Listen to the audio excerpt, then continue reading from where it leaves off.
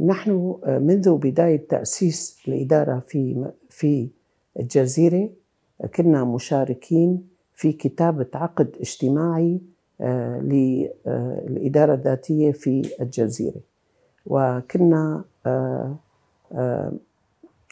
مؤمنين بهذا المشروع الديمقراطي الذي سيناشد أو يريد مجتمع حر ديمقراطي يعتمد حرية المرأة ومشاركة المرأة بكافة مجالات الحياة.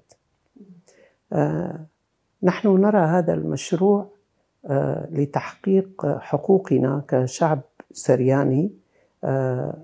نرى هذا المشروع هو من سيحقق أهدافنا ويعطينا حقوقنا، كون هذا المشروع سيعطي حقوق لكافة المكونات الموجودة في هذه المناطق في شمال وشرق سوريا.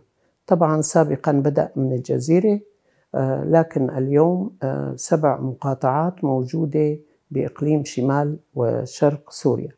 نحن كسريان شعب أصيل في هذه المنطقة، لكن للأسف كنا مهمشين منكرين من الحكومات المتعاقبة التي كانت لا تعطينا دور ولا تعترف على قوميتنا، فكنا منصهرين في القومية العربية. اليوم نحن كشعوب كل شخص في هذا المشروع يستطيع يقول أنا سوري، أنا سوري لكن سرياني، أنا سوري كردي، أنا سوري شيشاني، أنا سوري أرمني. لكن سابقا عندما كنا نذهب لأي دولة أو نزور أي دولة نحن عرب سوريين.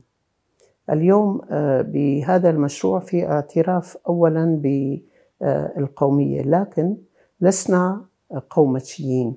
نحن ضد الدولة القومية، ونحن ضد العنصرية